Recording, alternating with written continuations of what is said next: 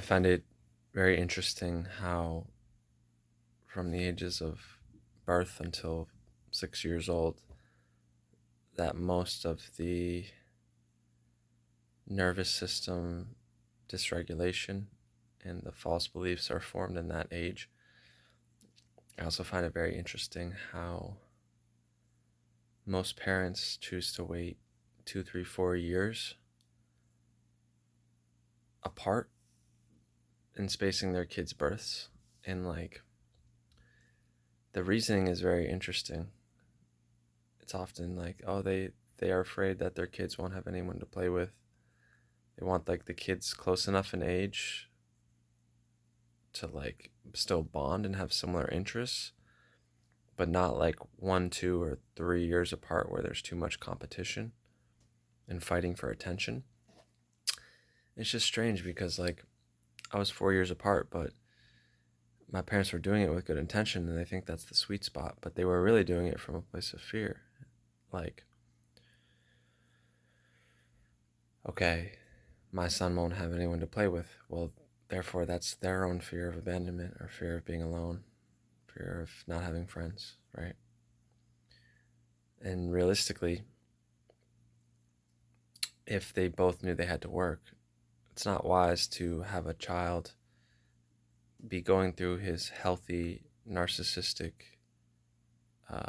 self-absorption phase from 3 to 6 years old, and then have another baby that just came out, and then the child's 3, 4, 5, and the mother is now giving to that other baby.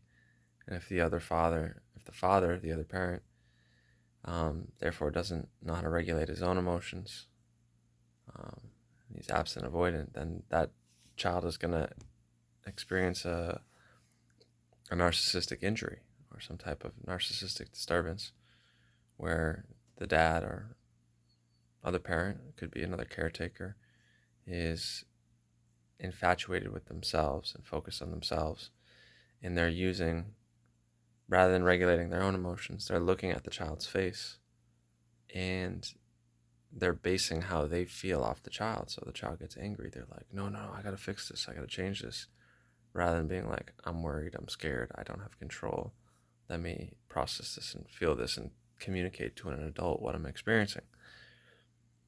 So I just find it very strange how our culture does not think very consciously about, hey, maybe I should wait until after 6, 7 years of having a child and then consider having my second child.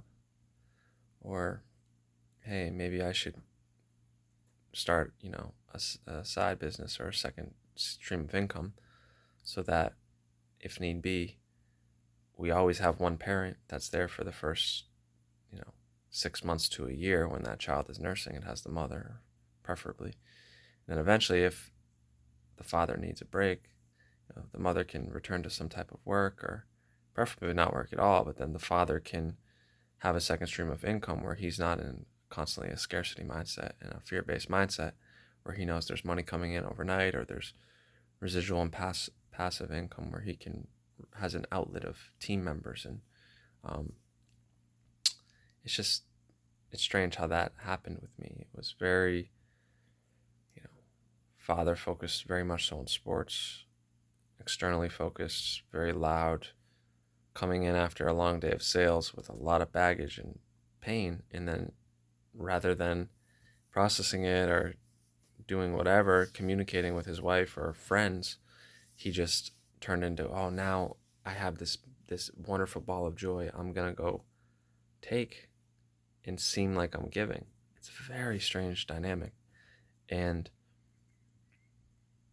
then basically just him being such anxiety and fear and stress, and then me take that on, me breathe that in, and I didn't know I was doing it. I was taking it in, trying to get validation from him, and nothing was ever good enough.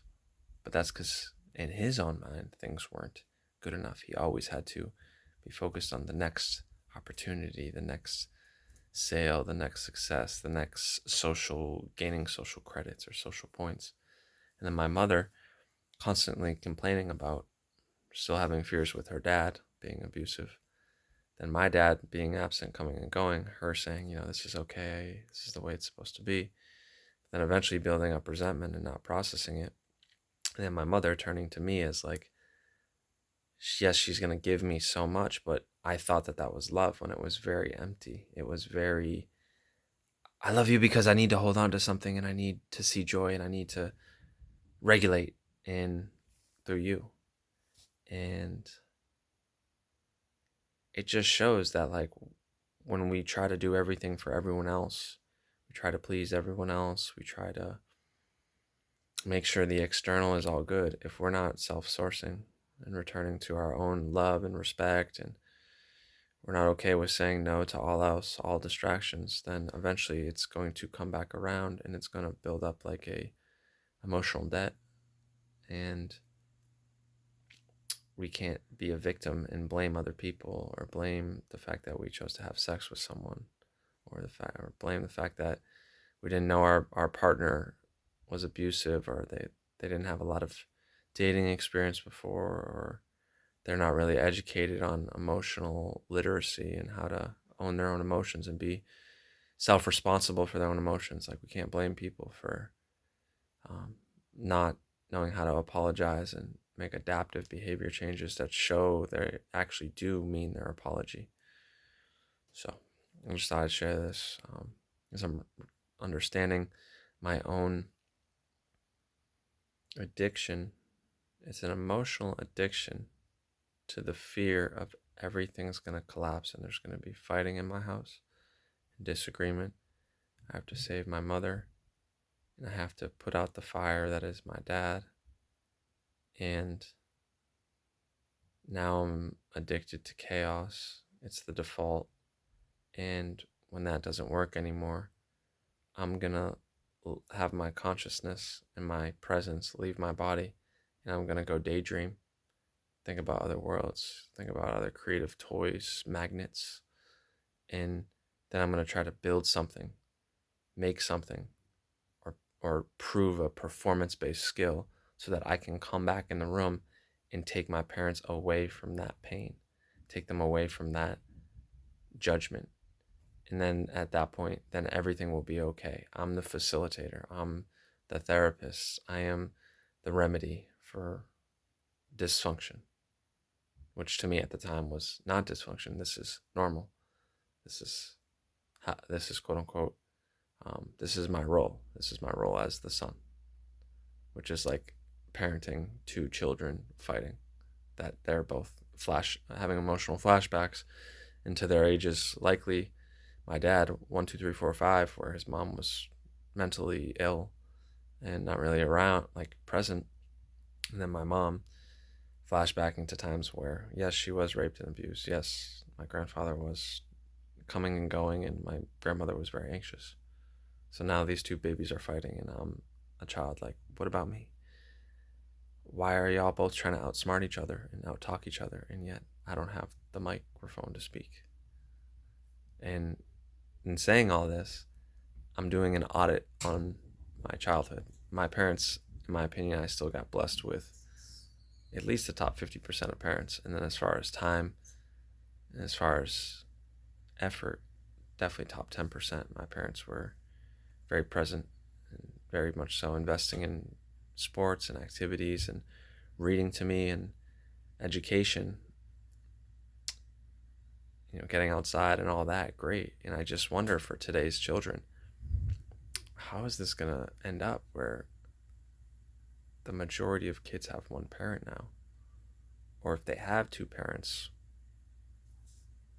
one of them's lost in the internet and the other one's either overworking so much, or just a frightening thing to look at. But if we focus on solutions, I think that we heal our ability to emotionally process, not continue to go into situations where it creates a post-traumatic stress response of fight, flight, freeze, fawn,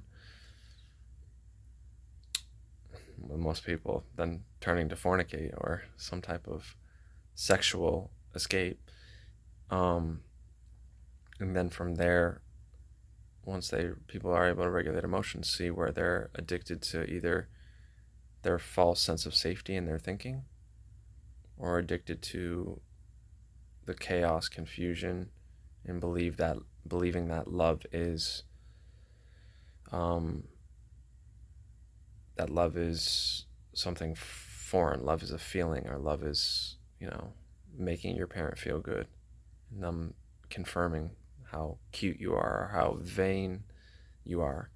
Like, love is not some prideful thing. It's love is an action. Love is commitment. Love is not complete utter self-sacrifice, but at least meeting someone halfway and sacrificing my own vanity, pride, and self-absorption in order to build towards common understanding and relate curiously to the other person. Not relate for benefit, relate for sexual rights, relate so that it looks good in the public eye, relate to people so I can get them to validate me and host me up on a pedestal, or relate in order to make myself more morally better, and create this self-righteousness that's cloaked in whatever. It could be cloaked in spirituality, religiosity, or just intellectual, scientific superiority. So maybe this was self-supporting and growing. And if someone sees this someday, maybe it will be for them too.